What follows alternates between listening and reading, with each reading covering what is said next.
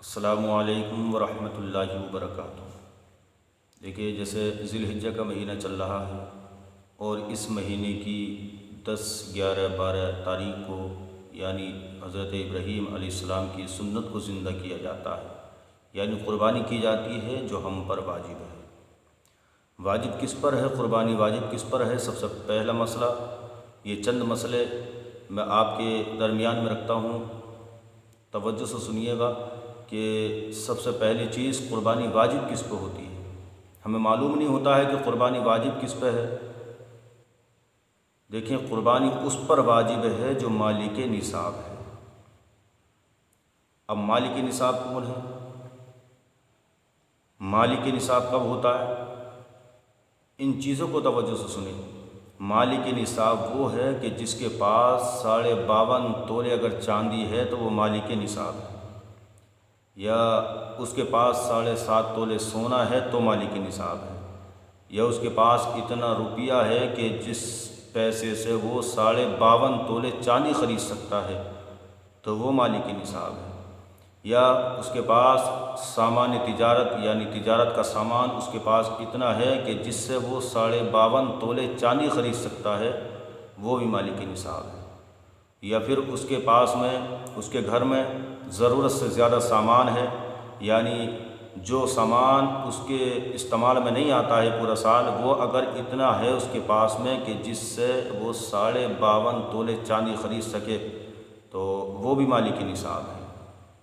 اور اگر ان 5 چیزوں میں سے اگر ایک چیز بھی اگر موجود ہے تو اس پر قربانی واجب ہے، وہ مالک نصاب ہے۔ اور اگر 5 چیزوں میں سے کوئی بھی اس کے پاس اتنی موجود نہیں ہے، 52.5 تولے چاندی بھی نہیں ہے، 7.5 تولے سونا بھی نہیں ہے، اتنا پیسہ بھی نہیں ہے، اتنا سامان تجارت بھی نہیں ہے، اتنا ضرورت سے زیادہ مال بھی نہیں ہے، تو پھر 5 چیزوں کو ملایا جائے گا، یعنی چاندی، سونا، پیسہ، سامان تجارت، ضرورت سے زیادہ مال، 5 چیزوں کو ملانے کے بعد میں اگر اتنا پیسہ اس کے پاس اکٹھا ہوتا ہے کہ جس سے 52.5 تولے وہ چاندی خرید سکتا ہے تو وہ مالک نصاب ہے، اس پر قربانی واجب ہے۔ یہ بات سمجھ میں آ گئی کہ قربانی واجب کس پہ ہے اور مالک نصاب کون ہے۔ مالک نصاب وہ ہے کہ جس کے پاس 52.5 تولے چاندی ہو، یا 7.5 تولے سونا ہو، یا اتنا پیسہ ہو، یا اتنا سامان تجارت ہو، یا اتنا ضرورت سے زیادہ مال ہو۔ اگر ان میں سے ایک چیز بھی اگر موجود ہے تو اس پر قربانی واجب ہے، وہ مالک نصاب ہے۔ اور اگر اتنی چیز، ایک چیز اگر اتنی موجود نہیں ہے، نہ 52.5 تولے چاندی ہے، نہ سونا ہے، تو پھر 5 چیزوں کو ملایا جائے گا۔ ملانے کے بعد میں اگر اتنا پیسہ بنتا ہے کہ جس سے 52.5 تولے وہ چاندی خرید سکتا ہے تو پھر وہ مالک نصاب ہے، اس پر قربانی واجب ہے۔ دوسری چیز یہ کہ ہم قربانی کریں تو پھر وہ قربانی، اب ہم قربانی کرتے ہیں، اکثر دیکھنے میں آتا ہے لوگ کہتے ہیں کہ ہم نے اپنے ابا کی طرف سے 7 حصے کر لیے، اپنی امی کی طرف سے 7 حصے کر لیے، اب ہم کس کی طرف سے کریں؟ دیکھیں، نہ قربانی ابا پہ واجب ہے نہ امی پہ واجب ہے، قربانی اس پر واجب ہے جو مالک نصاب ہے، یعنی گھر کا مکھیا ہے، جو گھر کو چلاتا ہے، اس پر قربانی واجب ہے۔ ہمیں معلوم ہی نہیں ہے، ابا ختم ہو گئے، ماں انتقال کر گئی، ہم ماں کی طرف سے حصے کرتے چلے آ رہے ہیں، باپ کی طرف سے قربانی کرتے چلے آ رہے ہیں۔ دیکھیں، جو مر گیا اس پر قربانی واجب نہیں ہے۔ دوسری چیز، اگر ہم مرحومین کی طرف سے یا ماں کی طرف سے، باپ کی طرف سے اگر ہم قربانی کرتے ہیں، کرنا چاہتے ہیں، تو پھر جو جس پر واجب ہے پہلے اس کو اپنا واجب ادا کرنا ہوگا، یعنی اپنی طرف سے پہلے قربانی کرنی ہوگی، پھر دوسرا حصہ مرحومین کی طرف سے کرے، چاہے باپ کی طرف سے کرے یا ماں کی طرف سے کرے، لیکن سب سے پہلا اسے اپنی طرف سے کرنا ہوگا، اس لیے کہ وہ مالک نصاب ہے۔ دوسری چیز یہ کہ جب اگر ہم اپنے مرحوم کی طرف سے اگر حصہ کریں تو پھر ہم اس گوشت کو کھا سکتے ہیں کہ نہیں کھا سکتے ہیں، بڑا اہم مسئلہ ہے۔ تو دیکھیں، اگر مرحوم کی طرف سے اگر حصہ کیا ہے، آپ نے اپنی مرضی سے کیا ہے، تو اس کو اسی طریقے سے کھائیں کہ جس طریقے سے اپنا حصہ کیا تھا، اپنی قربانی کی تھی، اور پھر اس گوشت کے 3 حصے کیے جاتے ہیں، ایک یار دوستوں کے لیے، رشتہ داروں کے لیے، ایک غریب اور مسکین کے لیے، اور ایک حصہ اپنے گھر کے لیے۔ یعنی کہ گوشت کے 3 حصے کیے جاتے ہیں، تو اسی طریقے سے 3 حصے کیے جائیں اگر اپنی طرف سے، اپنی مرضی سے، اگر کسی بھی مرحوم کی طرف سے اگر قربانی کی ہے تو۔ اور اگر کسی مرحوم نے یعنی باپ انتقال کر گیا، ماں انتقال کر گئی، اور اگر انہوں نے وصیت کی تھی کہ میرے جانے کے بعد، میرے مر جانے کے بعد تم کو میری طرف سے 1 سال یا 2 سال تم کو قربانی کرنی ہوگی، یہ وصیت اگر ان کی تھی، تو پھر اگر آپ نے وصیت کے مطابق اگر آپ نے قربانی مرحوم کی طرف سے کی ہے تو اس کا گوشت نہیں کھایا جائے گا، بلکہ وہ غریبوں میں تقسیم کیا جائے گا۔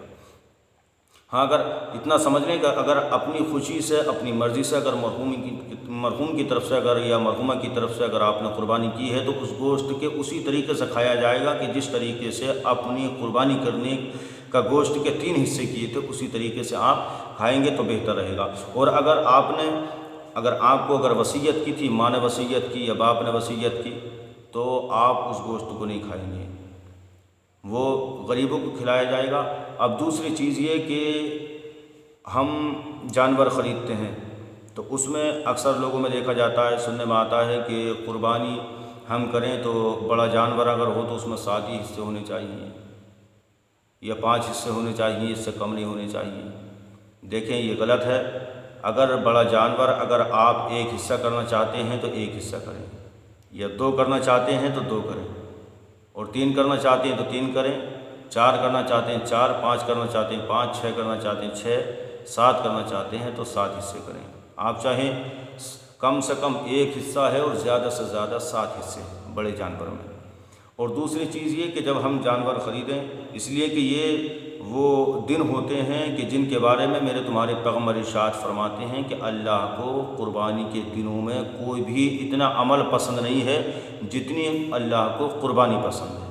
یہ عمل اللہ کو قربانی کے دنوں میں نہ اس دن میں نہ اتنے نماز پسند ہے، نہ روزے پسند ہیں، بلکہ قربانی سے زیادہ قربانی کے دنوں میں اللہ کو کوئی بھی عمل اتنا پسند نہیں ہے جتنی قربانی پسند ہے۔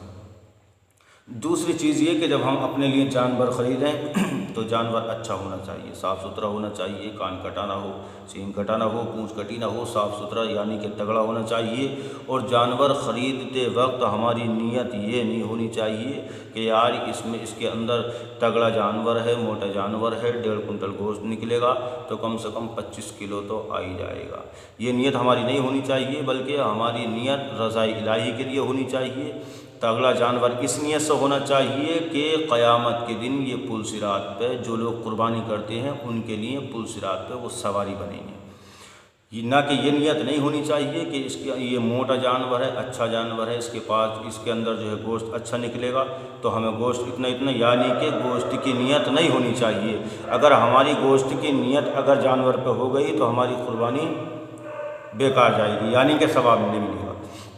تو یہ چند اہم مسائل میں نے آپ کے سامنے رکھے۔ مالک نصاب کون ہے، کس پر قربانی واجب ہے، اور قربانی کس طریقے سے ہمیں کرنی ہے، مرحومین کی طرف سے کس طریقے سے کرنی ہے، اپنی طرف سے کس طریقے سے کرنی ہے۔